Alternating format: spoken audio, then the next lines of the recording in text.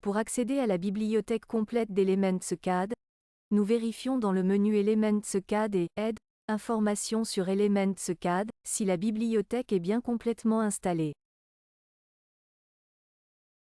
Pour ce faire, nous cliquons d'abord sur le bouton inférieur, et nous voyons maintenant la console PowerShell s'exécuter. Ici, il est vérifié quels fichiers sont nouveaux.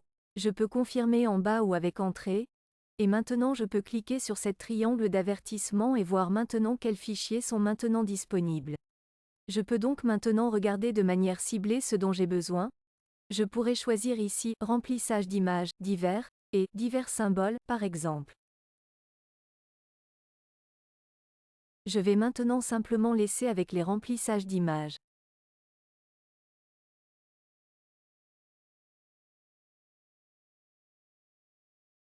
Je clique sur Démarrer la mise à jour, et en conséquence, la bibliothèque est maintenant en train d'être téléchargée. Je clique maintenant sur Terminer, mais je dois maintenant aussi mettre à jour les bibliothèques dans le gestionnaire d'accessoires, afin que le catalogue soit réécrit. Nous voyons donc maintenant dans la section Bibliothèque d'utilisateur, si on élargit la palette une fois, on voit qu'il est très important que nous sélectionnons Bibliothèque d'utilisateur dans la barre de titre et ensuite nous avons ici les options de visualisation, par exemple, Texture RenderWorks.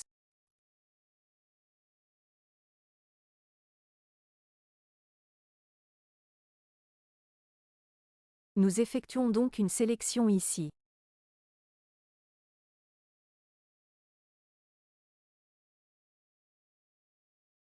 Il est important de ne pas confondre les textures 3D avec les textures second.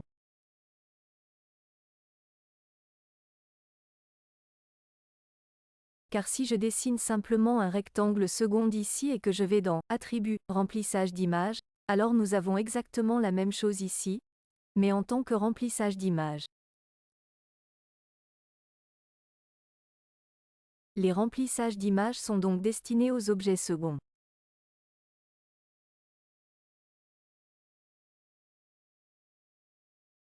Si je reviens à Solide, et que je crée un corps d'extrusion, dans la palette d'informations, nous avons le corps d'extrusion correspondant.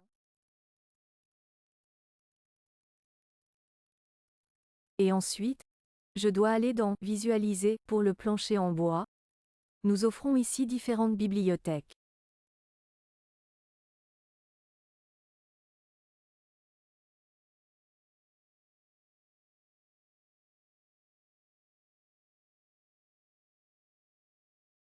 Il est donc possible d'accéder au catalogue de données CAD complet de Eiffel ou Etich.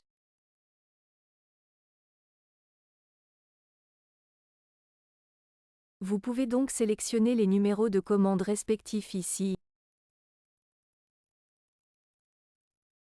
les télécharger et les utiliser directement en tant que fichier VWX.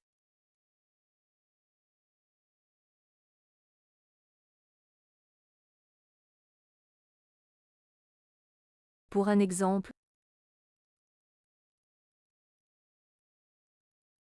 je vais simplement le télécharger ici, et je peux ensuite charger ce fichier directement dans Vectorworks en tant que favori. Afficher le contenu d'autres documents, dans les paramètres. Et je peux afficher le contenu souhaité ici, puis charger le symbole souhaité sur le dessin.